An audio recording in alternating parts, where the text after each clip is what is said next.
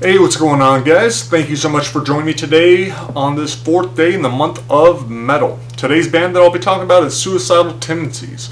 They were a big influence on me early on, probably like ninth grade till, I don't know, I listened to them a bunch. I didn't listen to their later albums. I think the last one that I got that I really enjoyed was The Art of Rebellion. So that was the last one that I really liked. I picked up Infectious Grooves and some other stuff, but it was their early work that I really enjoyed. Those are the ones that helped shape me, the ones I listened to a lot. But yeah, and I think I only went to one of their concerts. It was an awesome concert. It was Irvine Meadows, 1991, and I think it was Armored Saint that played with them. So, and that might have been their first big concert in the LA area after their band had been removed.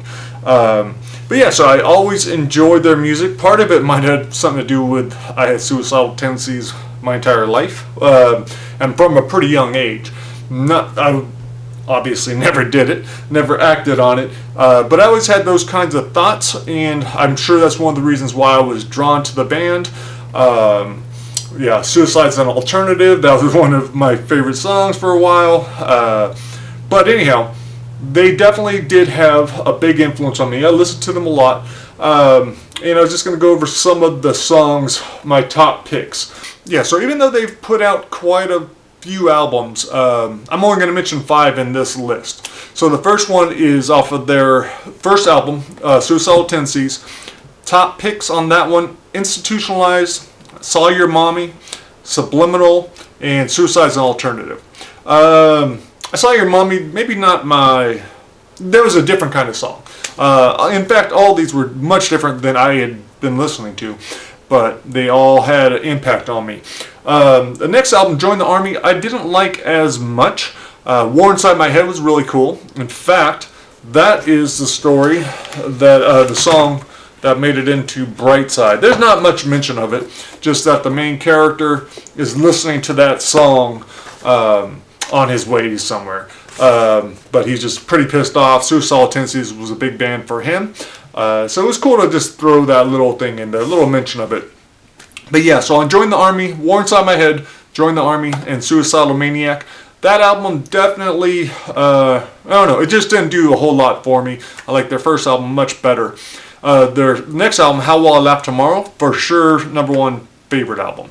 It was pretty close with that in their next album, but that's probably the one I enjoy the most. If I'm going to listen to their songs, if I had to listen to one album, that would be it. The title track, How Will I Laugh Tomorrow, I Can't Even Smile Today, definitely related to that. Pretty upset, pissed off kid. Yeah, thinking about death all the time. And that one, I don't know, that one helped me a lot. Also, Trip at the Brain, Pledge Your Allegiance, The Feeling's Back. That one actually sparked a story, and I'm playing it on this week's podcast. So at the end of the podcast, which comes out on Monday, my buddy McCore Cervantes on it. We talk about, so that's Vicious Whispers, episode 82. We talk all about this month of metal, some of his favorite bands. But we did talk, at the end of that episode, I played the short story, The Feeling's Back. Again, it is not based off of the song. The short story is not based off of the song, but that is, the title is what sparked it. So yeah, so that's the short story here. If you want to hear it, you can check it out on the end of the podcast, or it's probably free some other places. What else do we have? On that one, also One Too Many Times, another great song. Really like that one. Hard to kind of pick a favorite, but I think probably How Will I Laugh Tomorrow, When I Can't Even Smile Today, is up there. Lights Camera Revolution, that album was huge. That came out my senior year. I still remember the day that I heard it, the night that I heard it. One of my friends got it that very first day. We were at a house party, and I was loving it. I heard Alone, all the awesome songs on it, and then people with guns showed up. And they were outside, and they were threatening to kill us all. So I just remember, I think that memory is going to be ingrained forever, because I remember sitting on the couch with the girl that I really liked a lot, and we thought we were all going to die. But we didn't, and I heard that album, so it all worked out. Very cool. You Can't Bring Me Down, 100%. That's probably my favorite song of Suicidal Tendencies. ever. Alone is really good, and Going Breakdown is my third favorite on that one.